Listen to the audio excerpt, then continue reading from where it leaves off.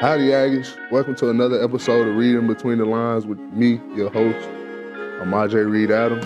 This is an exciting podcast with a new insight, showing you the inside look between athlete conversation, just getting to know who you see on the court or field every Saturday.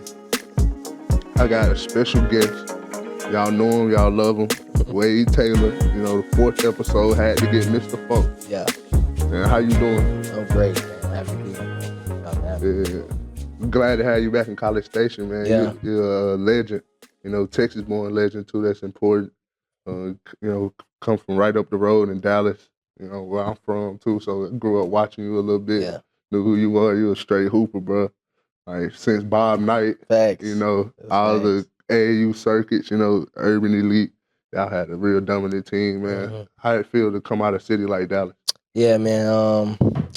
Dallas is a special place, man. I don't think too many people know the ins and outs of it. If you're from there, like you understand how special it is. But we had a lot of talented guys come out of Dallas, man, in every sport, like yourself. But man, Dallas is built me to who I am today.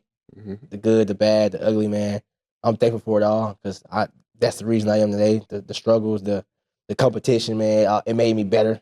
You know, I'm excited to say when people ask me like, "Where you from?" I say Dallas like proudly. You know what I'm saying? Because I wear it on my sleeves. Like I do it for the people back in Dallas, like for my family, for my friends, for everybody who kind of poured into me to who I am today. Mm-hmm. So it's a big part. Especially like, you know, when you live in Dallas, you got real fans.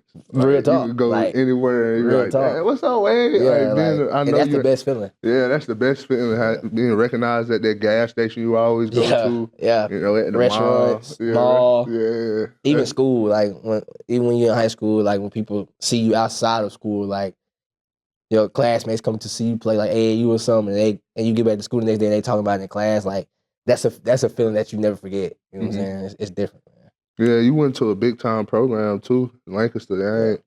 Y'all 5A, y'all not DeSoto, but we 6A now, but 5A I was there. Yeah, you know what I'm saying? Y'all not DeSoto, but y'all a pretty good basketball school. Yeah. I remember coming watching you play Dunkerville. I think you had like 23. You know, just straight hooping. Like, you did this in and out, going down the lane, tap, and then laying the ball. I was like, oh my God. It was straight hoop. Like, what's some of your best memories from hooping back in Dallas? Man, it's so many. Like, it's so many. Like you were saying earlier about Bob Knight, like I can name like 20,000 memories I have of Bob Knight, man. It's like I played there so much, man. Like the competition was unreal. 16 games going at one time. Man, it's like whistles everywhere. But I would say in high school, man, like my junior year before COVID happened, man, we was in the state. We was in the regional finals, and we played Kimball. And now we had played Kimball like two times a year already, so that game was kind of big. You know, they had Ontario. They had a couple of dudes that, you know, it was kind of like a rivalry. So, man, when we played them, I didn't play good the year before, but, man, I played well that day. I had like 30. We punched, I think, to go to state, and that was probably one of the games I'll forever remember in high school. But as far as AAU, man, I think every game was a memory. I feel like every game, man, was a movie. I really enjoyed it. The fans, the players I played against, man, it was definitely one to remember. Heck sure, definitely, bro.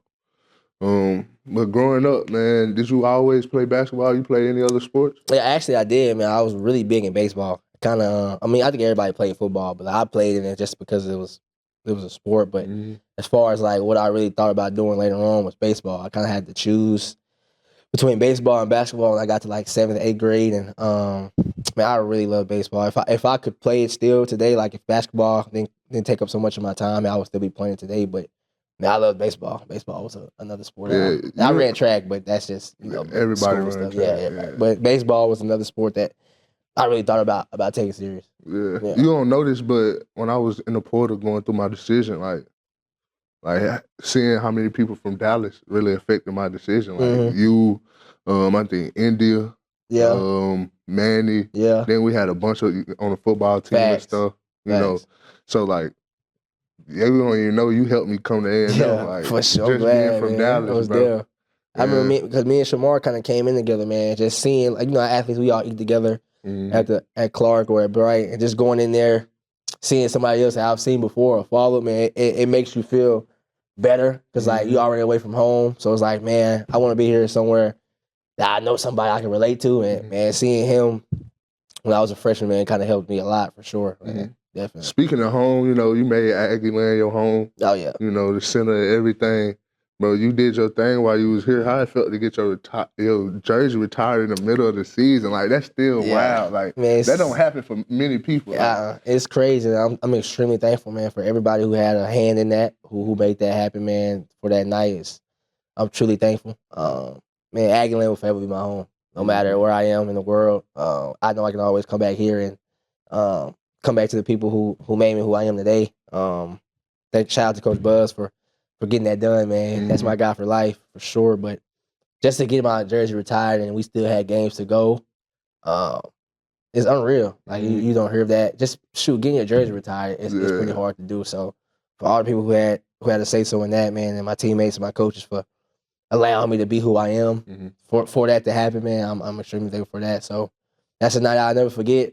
And I know every time I come back home to College Station, I go in the gym, I can always see, what I left up there. Forever, like, hanging in the rafters. Always, man. Man, that's lit, bro. I wish I could, leave a little legacy like that around somewhere. Yeah, for sure, man, for sure. That's special, man. Speaking, this was a whole season was a special season, man. Y'all did y'all things, up and downs. How it feel to see, like, teams that you faced, even Florida, a team that you beat, like, go win the championship. Yeah, man, it's crazy because, like, the season was it was great, man. Like, we played a lot of good teams. We had probably one of the hardest schedules of the year, and to finish how we finished and the record we had, man, to being ranked the whole year, that's only happened once. So for us to make history like that, beating the #1 team, that's never been done here, man. And I know after we played Florida, man, we was like, man, I said they got a chance to win a national championship, and it happened. That just speak to the value of the schedule that we played, man, and how night in and night out we had to play somebody who could possibly win a national championship, and that kind of made the season memorable because, man, like you said, every night's a dogfight. So it's just exciting, man. Just see where your talent lies up. Yeah, with your career wrapping up, man, you had a hell of a career here. Like, 26, like, record and them records, bro.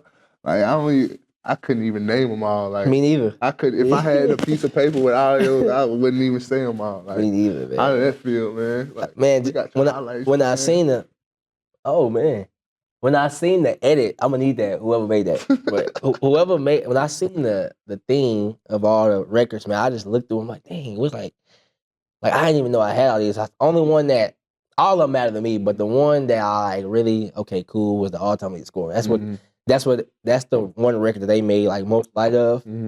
But that in the first team all conference 3 years in a row, but that in the all-time leading scorer was like one thing that I could really hold my hat on because, like, that's a blessing, man. That's really unheard of, and hopefully somebody come in here and break it so I can come to the game and see it. But man, that's dope, bro. That's dope. That's dope. I still haven't like sat down and like just thought about all the things that I've accomplished so far since I've been at A&M, and I probably gotta do that soon before time. And you don't know how much like traction it picked up. Like, we talking about it in the locker room. Like, dang, Wade might break it tonight. We need to go crazy. Like, let's go see Wade break the record. Like, I know it was like for that whole week that you were gonna break the record, bro. We was like all talking about it. Like, cause it's just like dog respect dog, and like that accomplishment. And I think that's the special place about Aggieland, like, cause that's how we were when y'all was playing Texas and we coming back from Vegas on the plane and we trying to get Wi-Fi so we can watch the game. Or when y'all came back on LSU, we in Houston watching in the conference room. Like,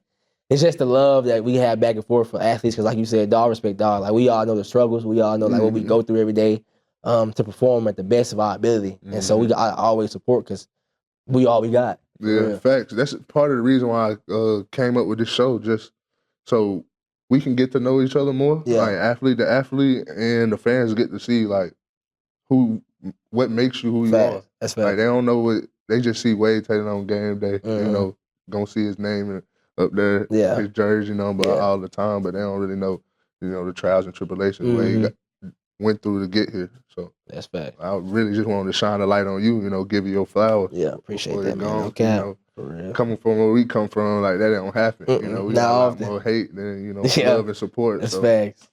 And so how did you deal with that? growing up, like just in the city, knowing that some people might like you for what you're doing and some people might not. Yeah, I gotta shout my family for that one, man. My family didn't miss anything, man. They gave me all the love I needed. And don't get me wrong, I definitely had a lot of people in the city that showed love, that made sure that I always felt appreciated and that I was doing a good thing, that I had a right head on my shoulders. But it was also people who doubted too, like who didn't think I would be who I am today. And I'm thankful for both, because like if I thought everything was good and gravy, man, I would have probably worked as hard as I wanted to. I probably wouldn't have played or walked around with that chip on my shoulder. But man, you gotta take good with the bad, and I appreciate it all. Like I said, Dallas is a special place. Holds a special place in my heart, and forever grateful. But I definitely heard both sides, and I mean, you just gotta deal with it, man. Yeah, that's what you want, because if you don't hear the bad, you ain't doing something right. Yeah, facts. You know what I'm saying? Like, you ain't got no haters. You ain't doing it right. right. You ain't popping, man. Yeah, people think like Dallas like a big town, but it's small it's city. Small, bro. It's small. Like, everybody know everybody. Everybody is around the same. Like, it's small, bro. Yeah, I wouldn't be surprised if one of our people know each other. Fact, like, or we friends with the same man, friend everything, cousins, anything. We could be. I'm telling you, bro. You never know, bro. Like, it's small city though. You spoke on your like foundation and your family. Throughout the season, how knowing it's your last one, how involved with it? Oh man, since I stepped on campus, they haven't missed a game. My parents and my aunties and grandmothers, they ain't missed a game, man. This year was even a little bit more special because my parents and my family, they tried to make it to the away games, man. They're in Vegas. We played in Indianapolis. They're out there, man. We played in Fort Worth. They came. We played in Denver. Like, y'all know, everybody's there. Like, they don't want to miss anything. If it's a scrimmage, if it's a game, if it's a press conference, like, they want to be there because that's how much they care for me. And I want to make sure that I always perform to the best of my ability because I'm doing it for them. And, man, they've been 10 toes there since I really started taking this thing serious, and I don't see it changing no time soon.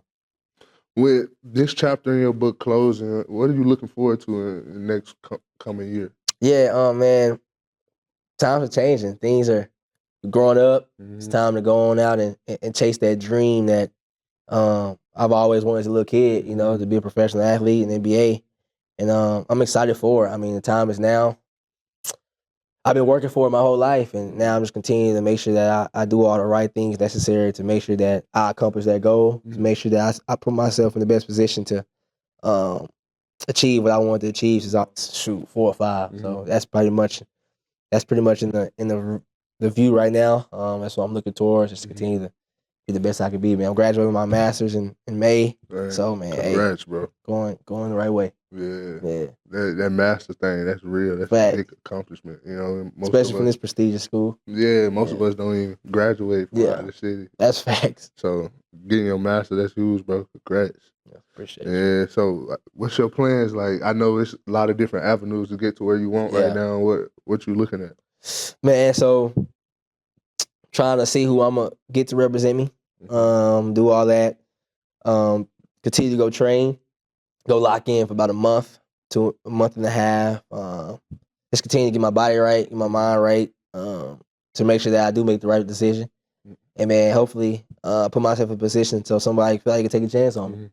And then whenever that happens, after the draft, man, it's time to work. Yeah. You still look good. You still, you know, that Wade Taylor, you know, you just came back from an All-Star game where you won MVP. How was that? Yeah, man, it was great, man, to play with dudes who you watched all year that you kind of know about, just to be on the same court with dudes who was that skilled or different intangibles, man. It was amazing to be there for that weekend. I feel like that's the second best way to get the experience, man. If you're not playing the Final Four, to play in the Reese's All-Star game on the court, locker rooms, man, the fans, autograph signings, like, it's the whole thing. So just being able to play in that game with my family being there as usual, man, was coaches being there, Coach B. It was great, man. I'm extremely thankful for the invite, and I'm glad I decided to play in it, for real. Forget all that. You won MVP. Yeah. You the best there. Yeah. I know that feel good, you know, a sense of pride. I know. Yeah, you from Dallas, bro. You can't hide. you can't sugarcoat. I know you know, like to hold your chest out. Yeah, man. It was proud, going into the game, man. I'm like, some good dudes in here. I just wanted to make sure that I did everything showcase my ability, man, and make sure that I made everybody else feel comfortable because it's being the point guard. That's what I got to do, and I think that's part of the reason that I got MVP because I scored, I did what I normally do, but I also got people involved, made other people look good. So I think that's a pretty good thing. Leaving that game, I left my mark for sure. So people definitely know what it is. You hit 10 straight threes in the 3-point contest. Like you definitely put a lot of people on watch. A lot of things on notice. Like, I'm excited to see you through this combine process and everything else, bro. Hopefully y'all tuning in, man. Make sure I get to it. Y'all know me. Definitely gonna get to it, man. Yeah, so you got big things coming up in the future, bro. Yeah, some cool things, bro. See, I always see you, walking through the school and stuff, through the campus. You always looking fresh, bro. Like, always looking fresh. Man, I be trying to keep it low key, man. I really be cool, man. But I really do love fashion. I love dressing up, man. Image is everything. Like you said, I don't want nobody to be like, man, where you always looking? You know what I'm saying? He don't be looking right. But nah, I'm trying to keep a cut. I'm trying to make sure I'm always smelling good. Because image is everything. I want my image off the court to look as good as I try to make my image look on the court. Okay, like how far you going with it though? You going all the way Russell Westbrook? Oh, I think he do it a little bit. You know what I'm saying? He got his own little style. I think I'm gonna keep my style. If I had to compare it to somebody, it'd probably be like the kid Alexander Walker. He be calm, calm fits. You know who I'll mess with? Shay. Shay and Chet. Shay, you gotta check out Chet. They smooth, man. Chet got it, but I'm gonna put it on. But it's gonna be real calm. You know what I'm saying? I always say that I'm a huge advocate for athletes. For sure. Stepping out and that comfort zone, we always got on jerseys and sweats and slides and stuff. Sometimes you just gotta pop out and show. Yeah, and you got to. You like got Kendrick to. Said, especially when you got it. You know what I'm saying? Man, come on. It ain't tricking if you got it. No, not at all. It's yours. You definitely. Where you get that style from? Man, honestly, bro, it took a minute. I ain't gonna lie. I tried out a different. You know what I'm saying? I used to be in the skinny jeans. Like now I'm in like the baggy kind of. You know what I'm saying? And I tell my family now I feel like I'm the best dressed in the family. So now my mom got some style actually. My dad do too. He got his own little different style. He a sweatsuits kind of guy. You know what I'm saying? Matching sets. But man, I kind of just started playing with a bunch of different styles, man. I think I found one now, you know what I'm saying? I kind of found my groove. So I definitely got that style and fashion stuff from my mom. Yeah. I always was into that. My dad, no colors, black and white. Yeah. He gonna wear jeans, white or black tee, and some J's, some random stuff. Yeah. That's where I got the Jordans from. Like, bro, I'm a huge Jordan dude. All of them. And every time they drop, I gotta have it. That's facts. You got any, things that you like that much like that? Yeah, man. I am huge on shoes. I'm a big shoe guy. I had Jordans. I was getting to the Asics, but recently, I signed with Adidas, so you can only wear Adidas stuff. But before that, man, I had it all. I was trying to wear a different shoe every day. Babe, Jordans, Adidas, Asics, New Balance. I was getting into that running shoes. You know what I'm saying? But speaking of Adidas, I need them for reals, bro. Pharrell got a crazy shoe line with Adidas, man. He's the human racist. Oh yeah. I used to be on the human races. He huge in Adidas though. For real, I have a real motion. But man, the style. I feel like your style is your style. You gotta make it that. And I feel like that's what I'm doing right now with mine. I'm just trying to be. You know what I'm saying? Whatever I feel like I look good or feel good in, I'm putting it on. Yeah. What you look forward to? Transitioning. To the NBA career and stuff. What you looking forward to? Yeah, just new opportunities, man. New fresh air. Been here for a minute, 4 years. I think it's time. I gave everything I could to the city of College Station, but I'm just excited for it, man. New opportunities, new cities, meeting new people, building new relationships, and bettering my game. You know what I'm saying? Like I feel be around better players, more seasoned guys. I feel like it give me an opportunity to look at myself in the mirror and continue to better myself. You know what I'm saying? Yeah. So, I transferred from the University of Kansas. So I seen a lot of guys go through this, process. And I can tell that you got the right mindset right now, seeing them, seeing you, like, you on the right track, bro. Keep doing what you're doing. Appreciate that, man, for real. Like, I know we don't get to hear it all the time, but keep doing it, Facts. You're on the right track, bro. Keep your Appreciate head you. on tight.